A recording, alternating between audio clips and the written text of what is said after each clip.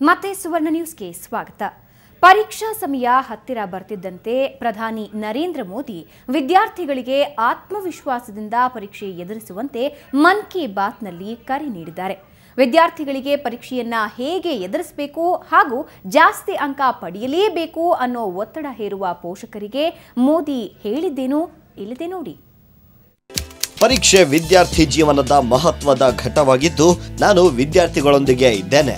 ಹೆಚ್ಚು ಅಂಕ ಪಡೆಯುವುದು ಹೇಗೆ ಎಂದು ನಾನು ಹೇಳೋದಿಲ್ಲ, ಆದರೆ ಹೇಗೆ ಪರೀಕ್ಷೆ ಎದುರಿಸಬಹುದು ಎಂದು ಹೇಳಬಲ್ಲೆ. ಪರೀಕ್ಷೆ ಎದುರಿಸಲು ಆತ್ಮವಿಶ್ವಾಸವಿರಲಿ.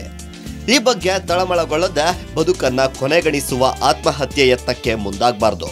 ಅತಿ ಹೆಚ್ಚು ಅಂಕ ಪಡೆಯುವ ಉದ್ದೇಶವಿರಬೇಕು ಹೊರತಾಗಿ ಕೆಟ್ಟ ಸ್ಪರ್ಧೆ ಇರಬಾರ್ದು. ಸ್ಪರ್ಧೆ ನಮ್ಮೊಂದಿಗೆ ಹೆಚ್ಚಾಗಬೇಕೇ ಹೊರತು ಬೇರೆಯವರೊಂದಿಗಲ್ಲ. ವಿದ್ಯಾರ್ಥಿಗಳಿಗೆ ತಮ್ಮ ಸಾಮರ್ಥ್ಯದ ಬಗ್ಗೆ ನಂಬಿಕೆ ಇರಬೇಕು. ಸಿದ್ಧತೆ ಕಠಿಣ ಪರಿಶ್ರಮದ ಮೂಲಕ ಸಾಧಿಸಬೇಕಿದೆ.